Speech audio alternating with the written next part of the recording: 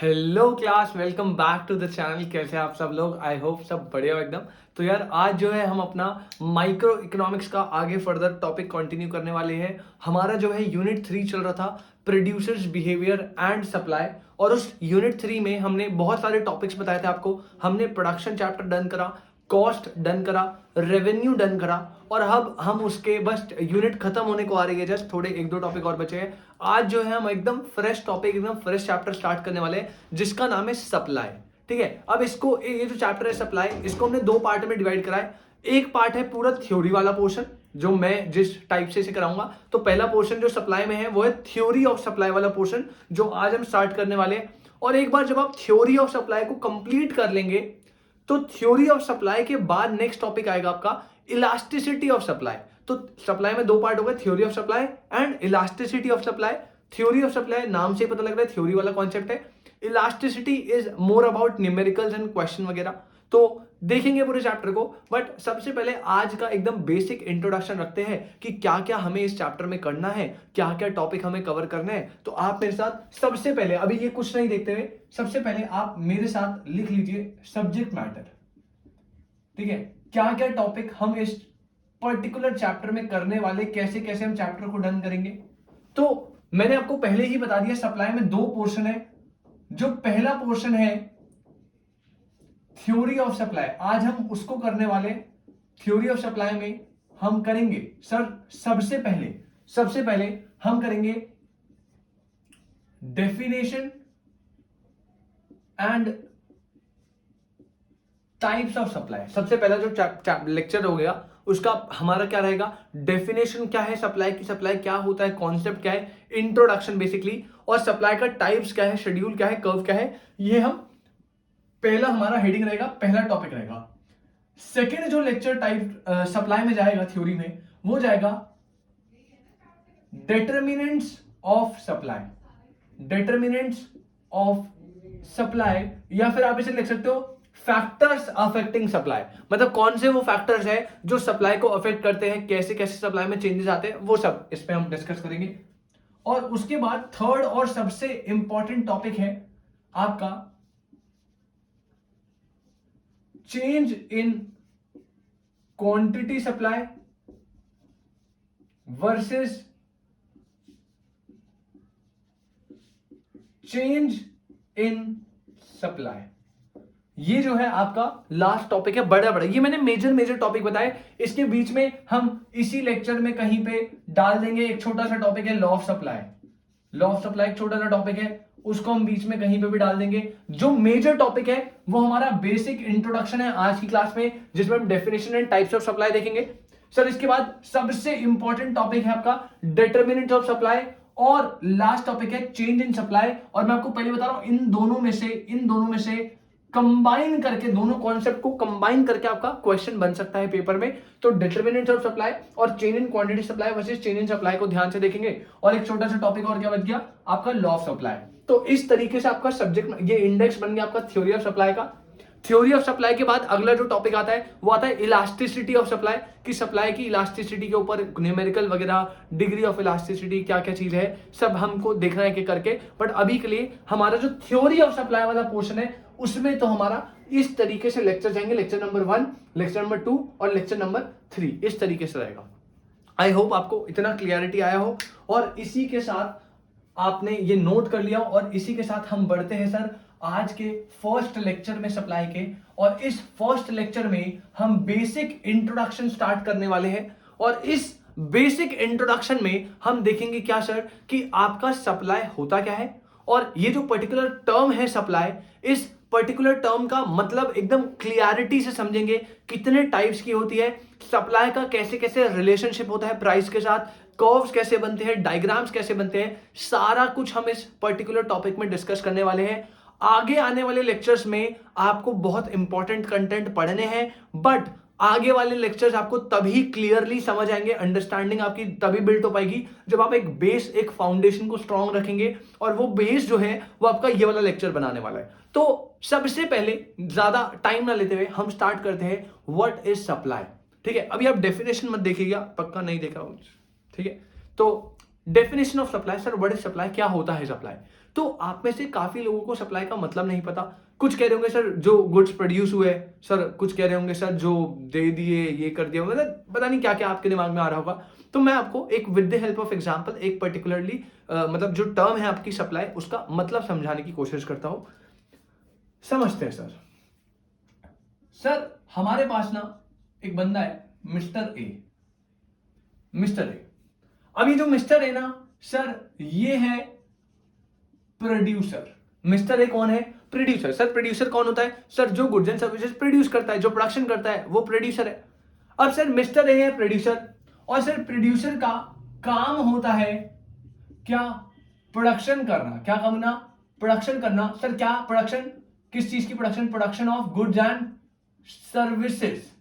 तो हमारे जो मिस्टर ए भैया है वो एक प्रोड्यूसर है और वो प्रोडक्शन करते हैं गुड्स एंड सर्विसेज की। सर कौन से गुड्स एंड सर्विसेज? तो मैं आपको बता रहा हूं, जो मिस्टर ए भैया है हमारे, वो जो है ना, वो मोबाइल फोन्स बनाते हैं। मोबाइल फोन्स बनाते हैं, मोबाइल फोन्स प्रोड्यूस करते हैं। मिस्टर ए जो है वो मोबाइल फोन्स प्रोड्यूस करते हैं, और पूरे साल में 2021 में आपने, जो मिस्टर ए है, उन्होंने पूरे साल में टोटल मोबाइल फोन जो प्रोड्यूस करे वो थे फॉर एग्जांपल 1000 यूनिट्स। कितने? 1000 यूनिट्स। ये 1000 यूनिट्स क्या है? ये वो मोबाइल फोन है जो मिस्टर ए ने प्रोड्यूस करे हैं, रेडी कर दिए भाई, बिल्कुल 1000 यूनिट बना दिए, प्रोड्यूस कर दिए। अब सर इन 1000 यूनिट्स में से क्या जरूरी है कि ये 1000 के 1000 यूनिट्स मिस्टर ए बेच दे? सर कैसी बात कर रहे हो सर? मान लीजिए मिस्टर ए ने 1000 यूनिट्स प्रोड्यूस हुए, तो क्या ये पॉसिबिलिटी नहीं है कि 1000 में से वो डिमांड के अकॉर्डिंगली अभी अभी अपनी शॉप पे निकाल के लेकर गए सिर्फ 300, 400, 500, 600, पूरे 1000 ना लेके जाए, कुछ छोड़ के, कुछ अमाउंट अपने गोडाउन में स्टोरेज में रखते हुए, बाकी बस कुछ एक पर्टिकुलर अमाउंट लेकर मार्केट में लेकर जाए उन्हें? ऐसा हो सकता है सर, हाई पॉसिबिलिटी है। तो सर उस पर्टिकुलर केस में हमने क्या करा? प्रोड्यूसर ने प्रोडक्शन करी गुड्स एंड सर्विसेज की। क्या प्रोड्यूस करा मिस्टर ए ने? मोबाइल फोन बनाए 1000 यूनिट्स। ये जो 1000 यूनिट्स का आउटपुट है ना, ये उसकी प्रोडक्शन है, टोटल प्रोडक्शन। ये क्या है? Total production. सर ये सप्लाई नहीं है। सप्लाई इज नॉट कि जो आपने, यानी प्रोड्यूसर ने गुड्स एंड सर्विसेज प्रोड्यूस करे। तो सर सप्लाई क्या है? अब इस 1000 यूनिट्स में से ना उस पर्टिकुलर प्रोड्यूसर ने, मान लीजिए 700 मोबाइल फोन्स की यूनिट जो है वो मार्केट में ऑफर करे for the purpose of cell.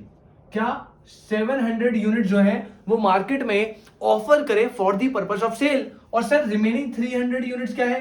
Sir ये 300 यूनिट्स इस सेल के लिए ऑफर नहीं करे, अभी ये भाई ने अपने गोडाउन में रखे हुए, स्टोरेज में रखे हुए, फैक्ट्री में, अभी इन्हें ऑफर नहीं किया गया फॉर सेल के लिए। तो सर सप्लाई क्या है? सप्लाई क्या है? अभी आपका आंसर देंगे। स्टोरी वापस से, मिस्टर ए एक प्रोड्यूसर है, उन्होंने गुड्स एंड सर्विसेज प्रोड्यूस करे। क्या प्रोड्यूस करे? मोबाइल फोन्स प्रोड्यूस करे 1000 यूनिट्स। तो 1000 यूनिट्स क्या हो गई आपकी? प्रोडक्शन। इस 1000 यूनिट्स में से उन्होंने 700 यूनिट जो है वो मार्केट में लेकर गए, अपनी शॉप पे बाहर लगा दिए कि जिसको चाहिए भाई, मेरे पास 700 यूनिट्स है, ये ऑफर फॉर सेल कर रहा हूं, मार्केट में ले लो। और 300 यूनिट्स अभी ऑफर फॉर सेल नहीं करे, वो भाई अपने गोडाउन में स्टोर करके रखे।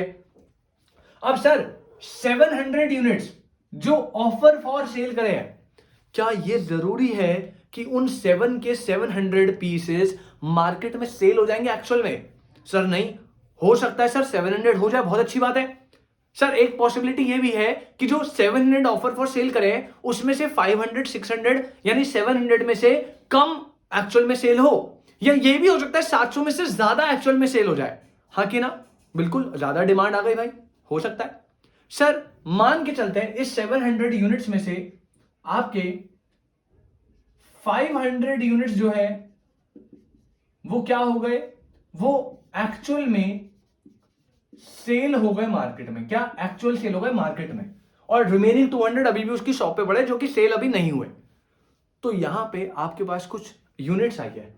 पहली यूनिट जो है वो है ये 1000 यूनिट्स जो टोटल प्रोड्यूस हुई है। सेकेंड यूनिट आई है ये 700 यूनिट्स जो मार्केट में दी गई है, ऑफर फॉर सेल की गई है। और इसके अंदर से 500 units out of these 700, 500 units वो है जो ऑफर फॉर सेल हुई थी और एक्चुअल में सेल हो गई है।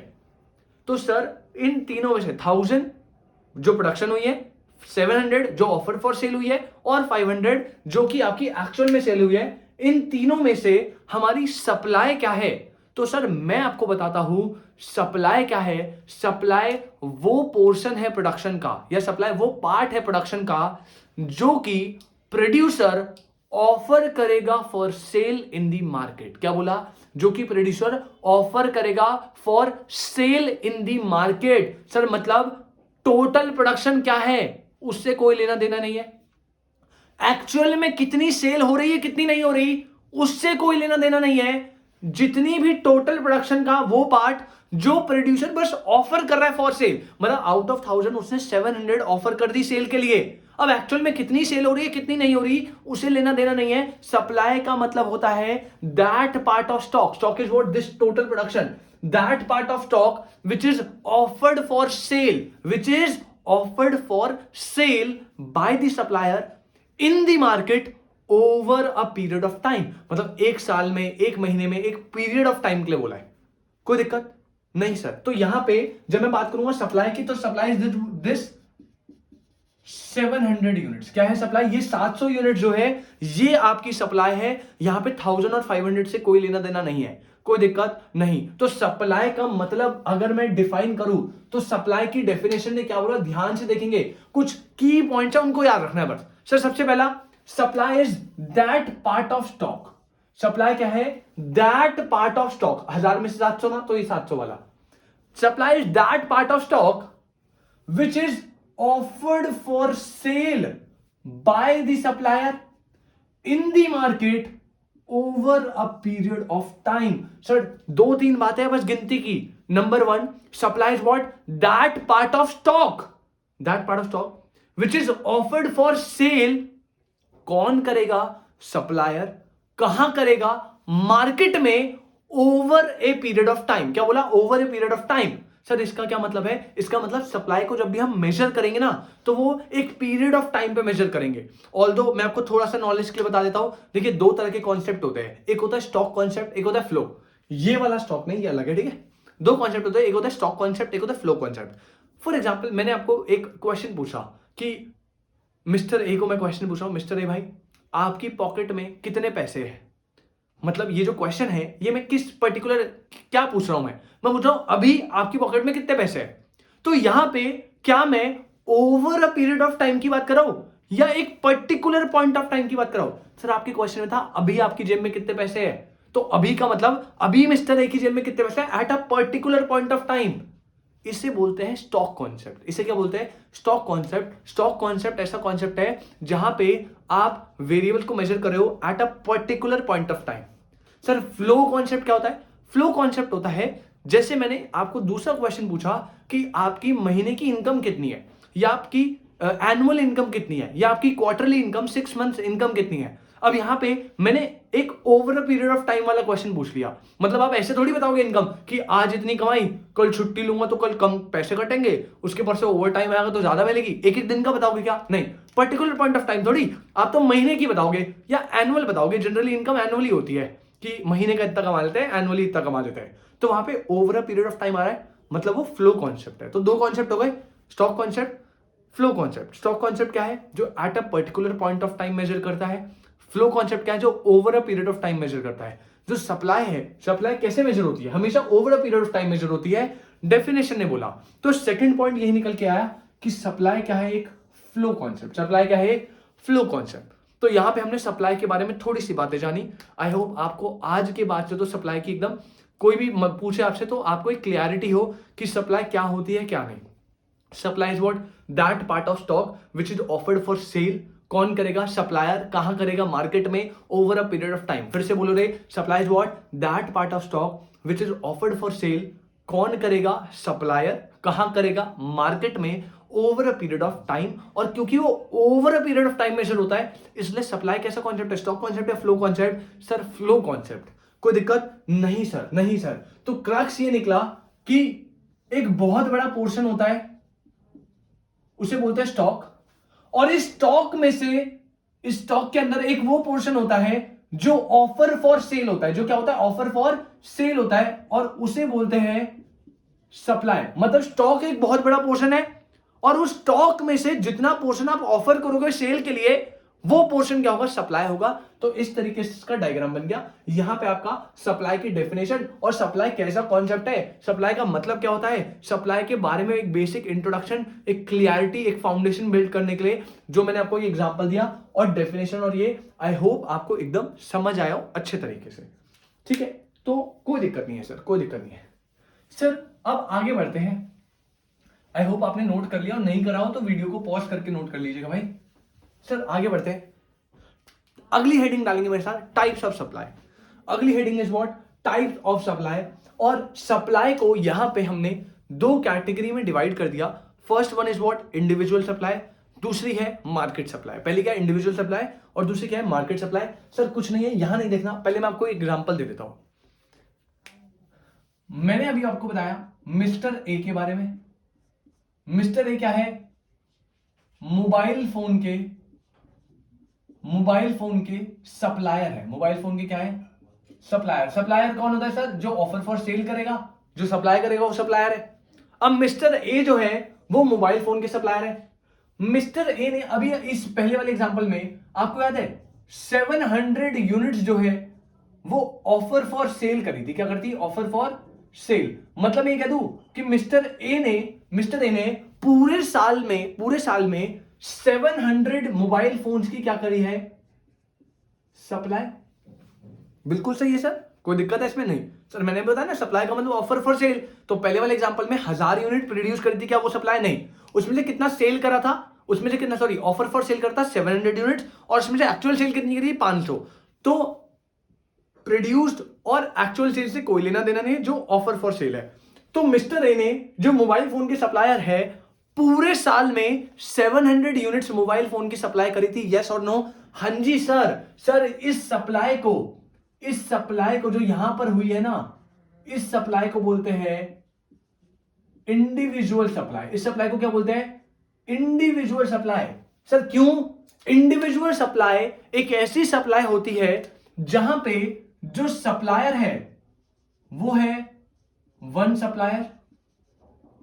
मतलब सप्लाई करने वाला सप्लायर कितने हैं, एक। और जिस कमोडिटी की वो सप्लाई कर रहा है, यहां पे वो कमोडिटी भी कौन सी है, जिस कमोडिटी की वो सप्लाई कर रहा है, ये सप्लाई हो रही है वन कमोडिटी की। किसकी, one commodity which is what, mobile phone. तो पूरे साल में एक सप्लायर एक कमोडिटी की कितनी सप्लाई करता है उसे बोलते हैं इंडिविजुअल सप्लाई। उसे क्या बोलते हैं, इंडिविजुअल सप्लाई। अब मुझे आप ये बताइए, क्या पूरे साल में मोबाइल फोन की सप्लाई सिर्फ और सिर्फ मिस्टर ए ही करता होगा क्या? सर कैसी बात कर रहे हो सर, मिस्टर ए तो अपना फोन बनाता है। ऐसे Vivo, MI, Oppo, one plus, Apple, कितने सारे फोन्स हैं, और कितने सारे फोन कितनी सारी प्रोडक्शन करके कितनी बार ऑफर फॉर सेल करते होंगे, हाँ कि ना? तो सेकंड केस में जैसे मिस्टर ए है ना, जैसे मिस्टर ए है वैसे ही मिस्टर बी भी है, जो मोबाइल फोन बनाते होंगे। मान लो भाई स्टीव जॉब्स है, मिस्टर सी भी है, मिस्टर डी भी है, बहुत सारे लोग हैं, बहुत सारे।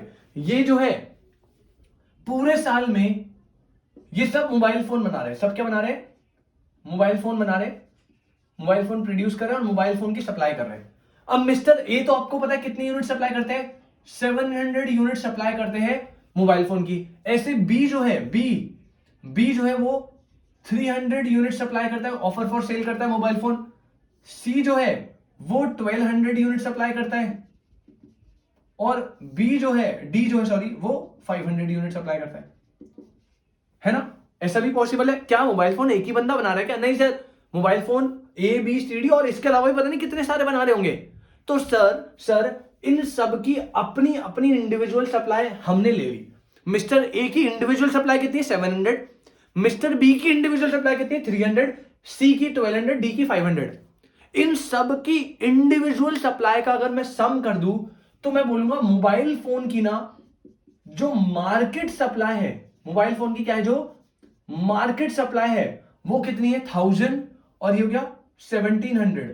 तो ये हो गया 2700 यूनिट्स क्या है, मार्केट सप्लाई है मोबाइल फोन की। Sir what is market supply? Market supply में आप पता है क्या लेते हो, आप लेते हो ऑल सप्लायर। क्या? All supplier present in the market, all supplier present in the market. लेकिन जिस कमोडिटी की वो सप्लाई कर रहे हैं, आप नोटिस करो पहले भी वन कमोडिटी थी और अभी भी वन कमोडिटी है। सर माइक्रो इकोनॉमिक्स है ना, micro economics is what, micro economics is the study of individual. तो पहले भी एक कमोडिटी, अभी भी एक कमोडिटी है। अगर सारी बहुत सारी कमोडिटी हो गई ना भाई, तो वहां पे कॉन्सेप्ट मैक्रो लेवल चला जाता है, वहां पे कॉन्सेप्ट आ जाता है एग्रीगेट सप्लाई का, 12th में पढ़ेंगे। बट अभी के लिए हमारा माइक्रो इकोनॉमिक्स है, तो हमें यहाँ पे दो सप्लाई पढ़नी है, एक होती है इंडिविजुअल सप्लाई, एक होती है market supply. Sir individual supply यहाँ पे मिस्टर ए की क्या है 700, ये सारी अपनी अपनी इंडिविजुअल सप्लाई है ABCD की, लेकिन सारी इंडिविजुअल सप्लाई का सम कर दूंगा ना तो बन जाता है मार्केट सप्लाई। इंडिविजुअल सप्लाई क्या होती है, एक प्रोड्यूसर या एक सप्लायर कितनी यूनिट सप्लाई कर रहा है एक कमोडिटी की। और मार्केट सप्लाई में जब हम कंसीडर करेंगे तो हम करेंगे all supplier present in the market, और जिस कमोडिटी की वो सप्लाई कर रहे हैं वो कमोडिटी हमेशा एक रहेगी। तो इस तरीके से मैंने आपको इंडिविजुअल सप्लाई बता दी, और ये क्या हो गई, ये मार्केट सप्लाई हो गई। मार्केट सप्लाई में all supplier present in the market, लेकिन कमोडिटी क्या है वन, जिस कमोडिटी की वो सप्लाई कर रहे हैं वो कमोडिटी क्या है वन। चलिए जी, आई होप आपको ये क्लियर हुआ हो एकदम। अब यहाँ पे इसकी डेफिनेशन देख लेते हैं बस। टाइप्स ऑफ सप्लाई में दो सप्लाई डाल दी। इंडिविजुअल सप्लाई क्या है, refers to supply of a commodity by an individual supplier. एक सप्लायर है और जिस कमोडिटी की वो सप्लाई कर रहा है वो एक कमोडिटी है। लेकिन सर अगर मैं बात करूं मार्केट सप्लाई की, market supply refers to supply of a commodity, commodity तो एक ही है, बाय ऑल प्रोड्यूसर, या आप इसे प्रोड्यूसर करके सप्लायर भी कर सकते हो, सप्लायर कर दीजिएगा। Market supply refers to supply of a commodity by all supplier present in the market. जितने भी मार्केट में सप्लायर प्रेजेंट है उन सबकी सप्लाई एक कमोडिटी की, वो क्या हो गई मार्केट सप्लाई। किसी को कोई डाउट?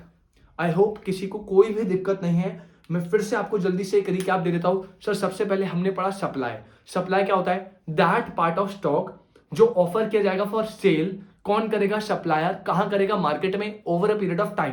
एक्चुअल में कितना सेल हो रहा है, एक्चुअल में कितना प्रोड्यूस हो रहा है, सप्लाई को उससे लेना देना नहीं है। सप्लाई बस ऑफर फॉर सेल बताता है over a period of time, और क्योंकि वो over a period of time है इसलिए वो फ्लो कॉन्सेप्ट है। कॉन्सेप्ट होता है दो टाइप के, एक होता है स्टॉक कॉन्सेप्ट, एक होता है flow concept. Sir stock concept होता है सर वो कॉन्सेप्ट जहां पे हम मेजर करते हैं eight a particular point of time. Flow में हम चीजों को मेजर करते हैं over a period of time, क्योंकि सप्लाई इज अ, सप्लाई को हम मेजर करते हैं over a period of time, इसलिए सप्लाई क्या है, एक फ्लो कॉन्सेप्ट है। उसके बाद मैंने आपको बताया types of supply.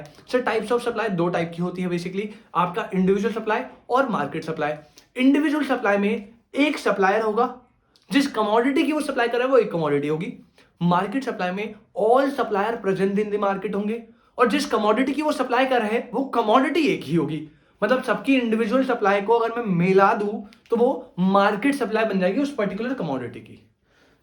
I hope आपको एकदम क्लियर हो आपका इंट्रोडक्शन सप्लाई क्या होती है, सप्लाई का मतलब, सप्लाई कैसा कॉन्सेप्ट है, सप्लाई के टाइप्स मैंने आपको बता दिए with the help of example.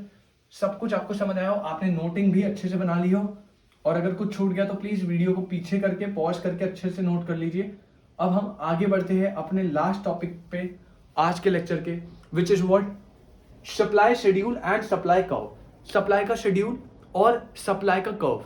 तो सर आपको याद है डिमांड, भाई बिल्कुल डिमांड जैसा है भाई। मैंने आपको पहले ही बता दिया डिमांड के टाइम पे भी कि जितना अच्छा आप डिमांड करोगे उतना इजी आपके लिए सप्लाई होगा, और अगर आपने डिमांड नहीं करा हुआ तो जितना अच्छे से आप सप्लाई करोगे उतना इजी आपके लिए डिमांड जाएगा, क्योंकि ये ना बिल्कुल ऑल्टरनेट चलते हैं। वहां पे भी सेम कॉन्सेप्ट है। डिमांड क्या होता है, demand schedule, demand curve, law of demand आता था, फिर chain in quantity demand, chain in demand आता था। यहाँ पे डिटर्मिनेंट ऑफ सप्लाई है, वहां पे डिटर्मिनेंट ऑफ डिमांड आते थे। बिल्कुल मतलब ये ऑल्टरनेट चलते हैं, उल्टा चलता है सारा मामला। अगर आपको याद हो जब मैं डिमांड शेड्यूल डिमांड कर्व करवा रहा था, वहां पे भी मैंने बेस लिया था प्राइस को।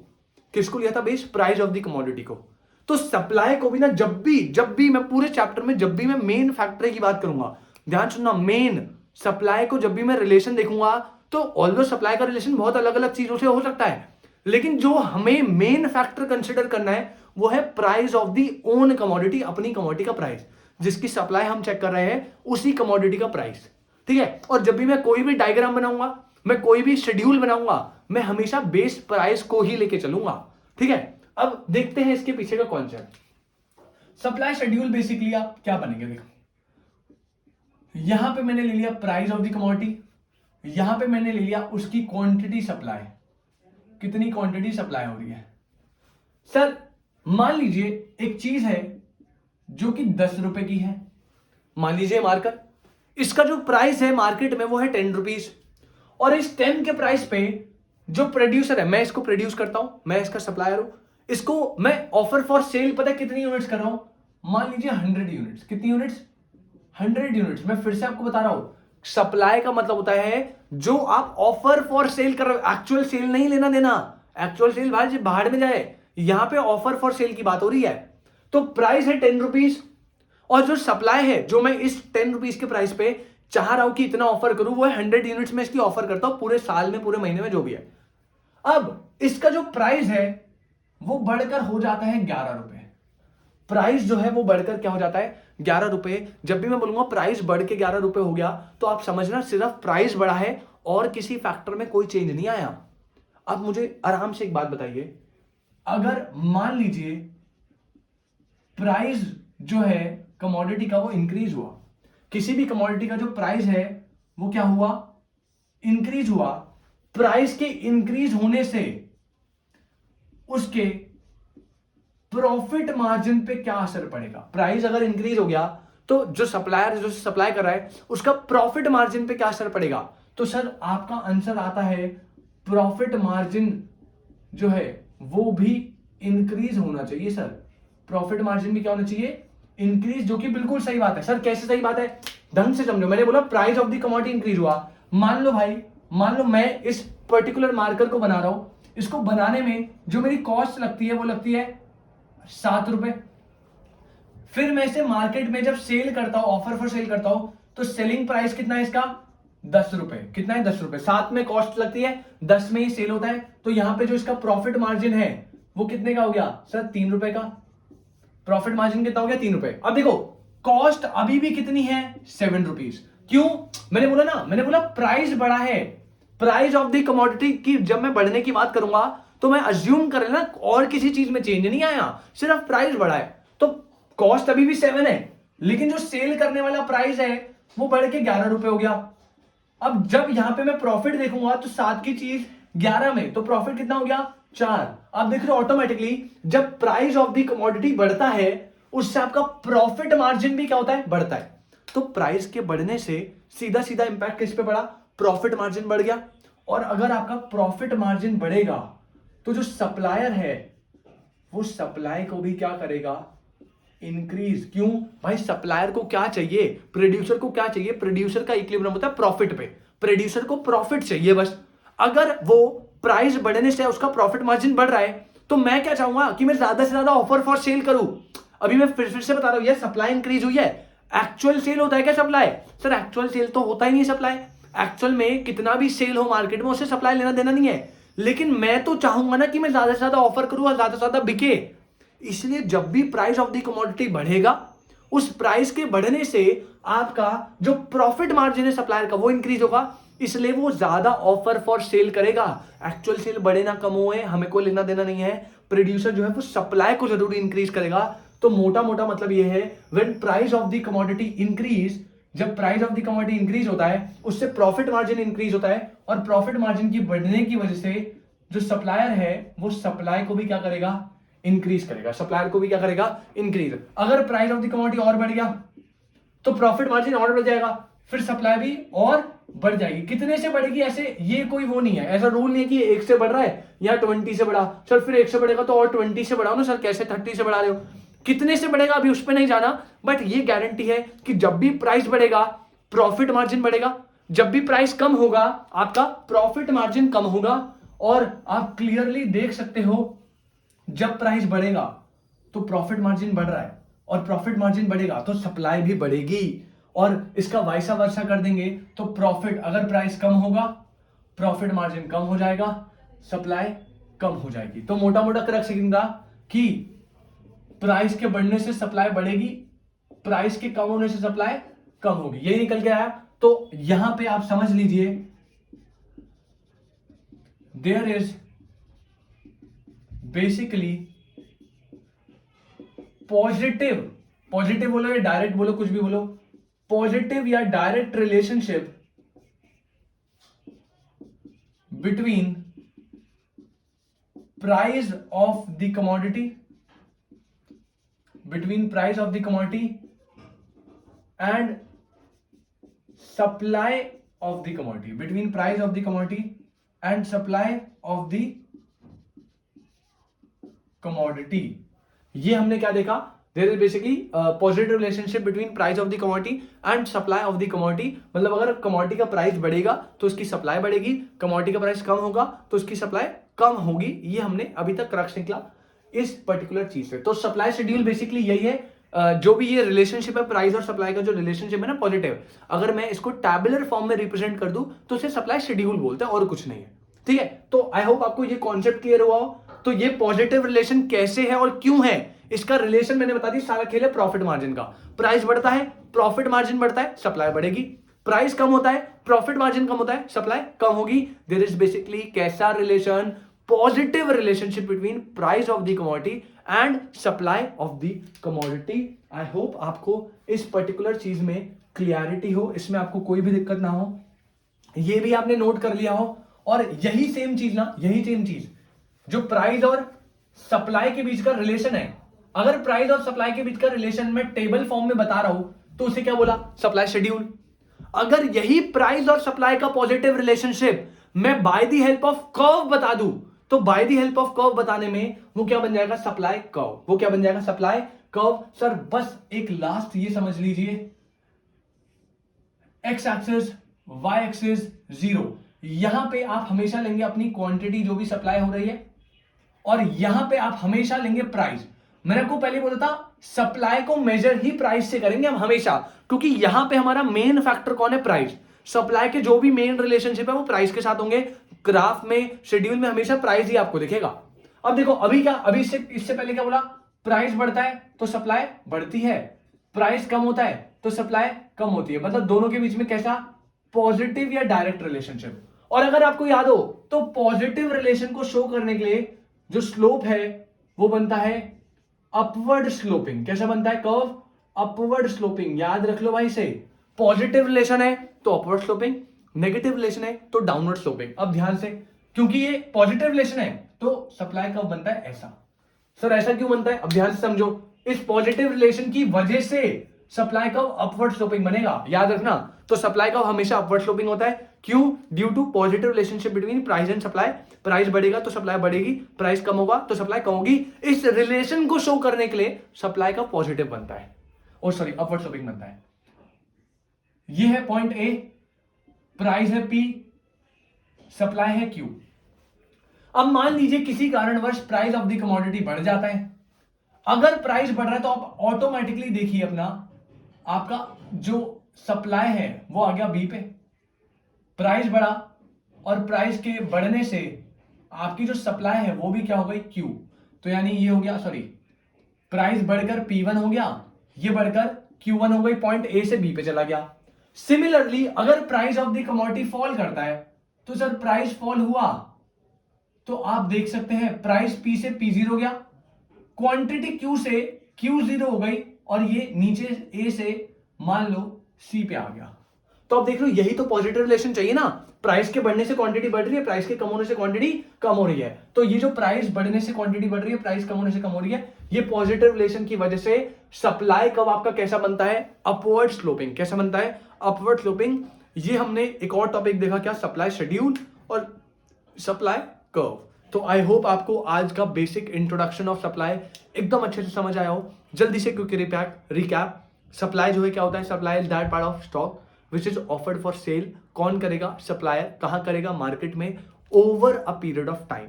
Over a period of time है, इसलिए इसे बोलते हैं फ्लो कॉन्सेप्ट. एक होता है स्टॉक कॉन्सेप्ट जो at a particular point of time होता है, लेकिन सप्लाई कैसा कॉन्सेप्ट है? Flow concept. सर सप्लाई दो टाइप का है, इंडिविजुअल सप्लाई और market supply. Sir individual supply में हम एक सप्लायर किसी कमोडिटी की, एक कमोडिटी की कितनी सप्लाई कर रहा है? एक सप्लायर जितनी भी सप्लाई कर रहा है एक कमोडिटी की, वो इंडिविजुअल सप्लाई हो गई. All the supplier present in the market की बात करूं, लेकिन जिस कमोडिटी की वो सप्लाई कर रहे हैं वो एक कमोडिटी है, उसे बोलते हैं मार्केट सप्लाई. उसके बाद मैंने प्राइस और सप्लाई का आपको रिलेशनशिप बताया. सर प्राइस के बढ़ने से प्रॉफिट मार्जिन बढ़ता है, जिससे सप्लाई बढ़ेगी प्राइस के कम होने से प्रॉफिट मार्जिन कम होता है, जिससे सप्लाई कम होगी। There is basically positive relationship between price of the commodity and supply of the commodity. और इस पॉजिटिव रिलेशन को बिटवीन प्राइस एंड सप्लाई अगर मैं टेबल फॉर्म में शो कर दूं तो सप्लाई शेड्यूल बन जाता है, और इसी पॉजिटिव रिलेशन को अगर मैं by the help of curve show कर दूं या by the help of diagram show कर दूं तो उसे मैं क्या बोलूंगा, सप्लाई कर्व। अब ये पॉजिटिव रिलेशन है, इसीलिए सप्लाई कर्व जो है वो अपवर्ड स्लोपिंग बनता है। तो कोई पूछे 3 मार्क्स में कि सप्लाई कर्व कैसा और क्यों बनता है, तो answer is supply curve is upward sloping due to positive relationship between price of the commodity and supply. अगर प्राइस बढ़ता है तो सप्लाई बढ़ती है, प्राइस कम होता है तो सप्लाई कम होती है। इसी रिलेशनशिप की वजह से आपका सप्लाई कर्व हमेशा पॉजिटिव बने, अपवर्ड स्लोपिंग बनेगा। और मैंने आपको विद रीजन यहां पे बता दिया किस तरीके से। आई होप आपको सप्लाई का इंट्रोडक्शन समझ आया हो। एक बार आप अच्छे से इसे रिवाइज करें। कोई भी क्वेरी है तो आप मेरे को कमेंट सेक्शन में बता सकते हैं। जो भी डाउट्स है आप वहां लिख दीजिएगा, आपको उनके आंसर जो है मिल जाएंगे। और इतने आप इसको इतना अच्छे से रिवाइज करके रखिए। मिलते हैं आपसे नेक्स्ट लेक्चर में। नेक्स्ट लेक्चर में हम बहुत इंपॉर्टेंट टॉपिक करेंगे which is determinants of supply. मैंने आपको बता दिया था किस तरीके से चलने वाले हैं हम इस चैप्टर में। तो तब तक के लिए आप अच्छे से सेफ रहे, ध्यान रखिए अपना और अच्छे से पढ़ाई करिए। आई होप समझ आया हो। तब तक के लिए बाय बाय, टेक केयर। मिलते हैं आपसे नेक्स्ट लेक्चर में।